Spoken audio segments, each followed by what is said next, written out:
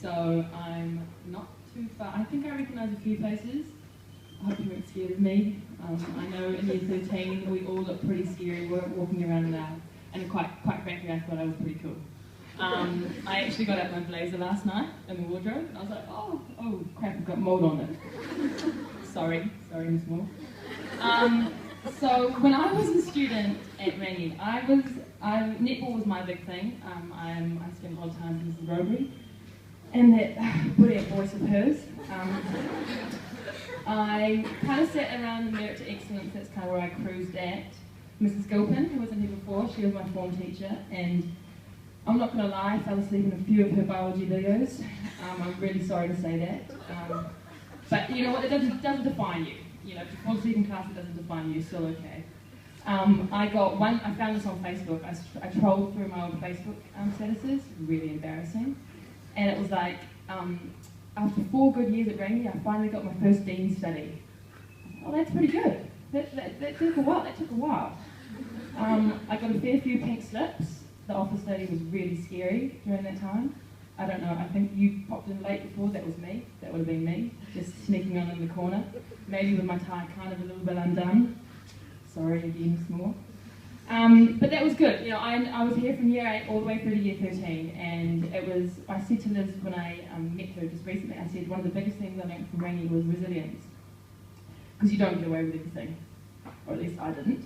And that's exactly what it is in the real world too. You know, if you hand in an assignment 5 minutes late, they don't care. You know, you're a number. You are a number. We get it quite easy here at Rangi. You know, people do know who you are. We're in smaller classes, but in university you don't get that luxury. So when I finished up Rangi, I went to Wellington. I wanted to get away from Christchurch and my mum. And oh yeah, hi mum. And I was lucky enough to get a scholarship to Victoria, so I got a Victoria Achievers Scholarship, which I put towards my halls. I know some of you might be getting excellence ones for doing well in year 12. Good on you, that's really good, that's easy money, and that, you know, my student loan is not fun. I got my balance the other day, and whoa, let's hope I become something, just quite frankly. Halls are definitely what you make it. I didn't get any of my top 3 choices. I know a girl who was the deputy head girl from St Andrews, and she didn't get any of her top head choices. She didn't get into Ware, she didn't get into Te Puni, she didn't get into Vicar. So it is luck of the draw, so don't let that define you, and it is totally what you make of it. It depends on what floor you're on, it depends on who you have around you, it depends on what you want out of the halls. Say no to a few things, to a lot of things. I got my freshers 5, gained 5 kilos, that wasn't a good time. The food is horrendous, I'm not going to lie about that either. Mince, a lot of rice, a lot of potatoes, a lot of not very healthy looking chicken. Yeah, I'm not going to sugarcoat it. Hall's food is not nice. There are a lot of temptations as well. I did law in my first year, and psychology and political science. Now, one of the big things that I don't think is really reinforced when you're in year 13 is that you don't learn, like when I went into law, you don't have any of that previous knowledge that you have, say if you're going to economics or you're going to accounting, because those are the same subjects that we learn here, right? And chemistry and bio if you're going to go down to Dunedin. But when you're choosing your topics, be careful that you don't overload yourself. Like I had never learned about psychology before, I'd never learned about political science before, and I'd never learned about law before. And I was moving out of home and thinking I was the bee's knees. And that was tough. There were a lot of late nights, a lot of all-nighters, there still are. And when you're choosing your subjects, go for something that you're passionate about. Don't just do it because someone else is, don't just do it because it's the right thing to do, don't just do it necessarily because it's what is expected of you. Because at the end of the day, you are the only ones that are going to be writing those essays. You're the only ones that are going to be handing in those assessments. You're the only ones that are going to be getting A, B, C, or D. So you've got to be okay with your decisions. And that's one massive thing I can try and push here. And don't be afraid to change your mind. So when I did my first year in the halls, I did law, I did psych, I did pol sci, and I thought, oh, I can't handle this. Yeah, I can't read any more books. I'm done. You know, law is like reading's like 40 pages long, and they take a lot of time and effort. And kudos to everyone who does want to do law and go hard, go for it, give it your all, but it isn't for everyone. And that was a hard thing for me to realise, because when you go through and you have these sort of natural expectations to reach excellence, to do well, to, no one's kind of messing about here to just be getting an achieve, not achieve. You'd be put in a really good environment to aim high, and you can do that. So to take a step back after my first year and think, oh, this isn't, not quite what it cracked up to be, was a hard thing, but I think it was the right thing for me to do. So I put law to one side, I put psych to one side, I've kept up my political science, and then I went into, I thought, okay, well, what else am I quite good at? And I thought, I'm all right at spinning a good yarn. And I thought, marketing. Here we go, sales and marketing. It's all about spinning a good yarn. And no, I'm kidding. I was very serious. So I picked up commerce. I did marketing, and I also picked up media and comms in my second year, and consequently in my third year. Went into flatted right in the centre of Wellington. Like I'm talking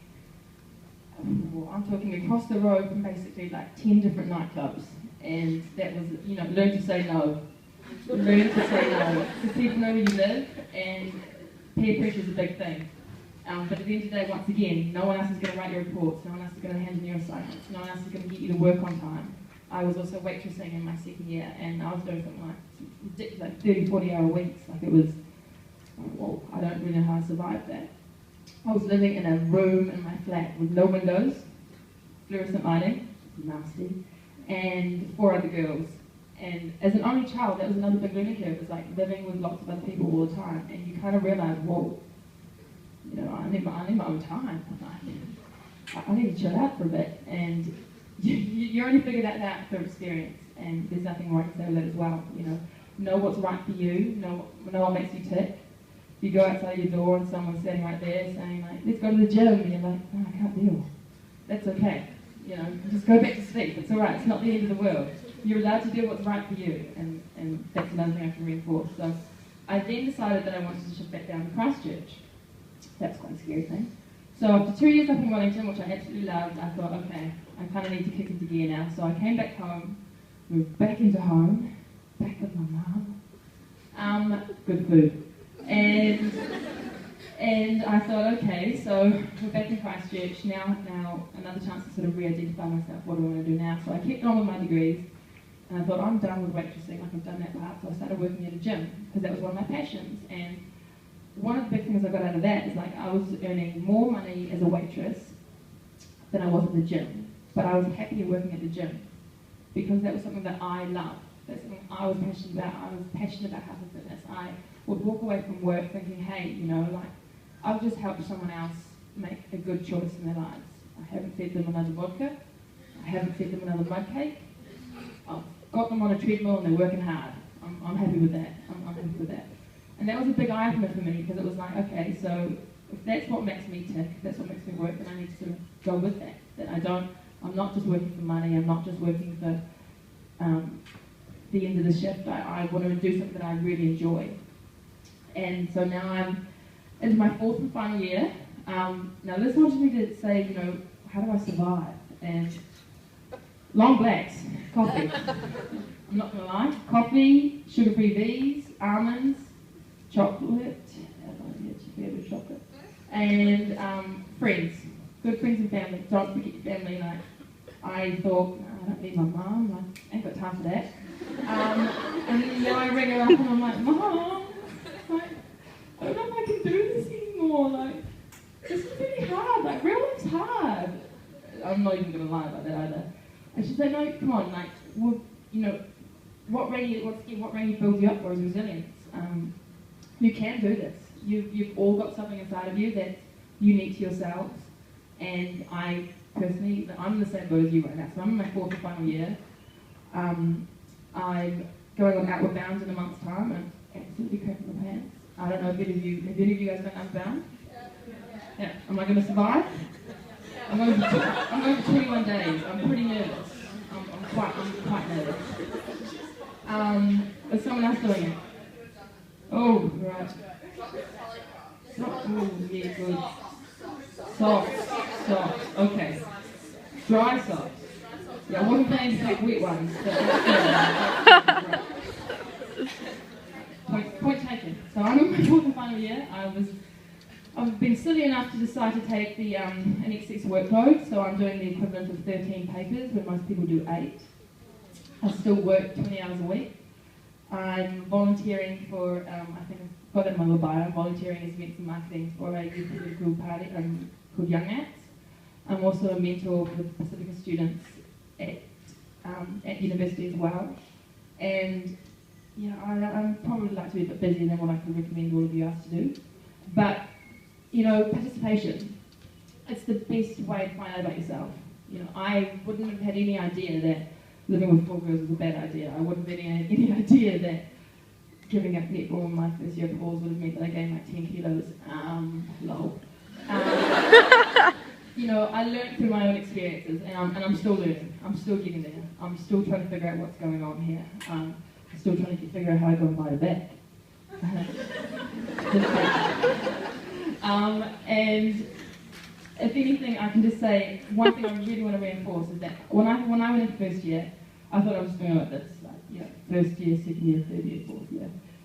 Whoa, what a journey it's been, you know, it's been up, it's been around, down, down, up, oh yeah, we're good, yep, yep. And so now I'm sitting here, and I'm saying, all I want to say to you is that I know you might all have a plan on what you want to do, but don't be afraid to change your mind. Just because you change your mind, it doesn't mean you're giving up. It means you're courageous enough to know what's right for you, and you're happy enough to go for what's best for you, okay? So be brave and be bold and just be yourself. And hopefully everything else will just fall into place. That's what I put my career away.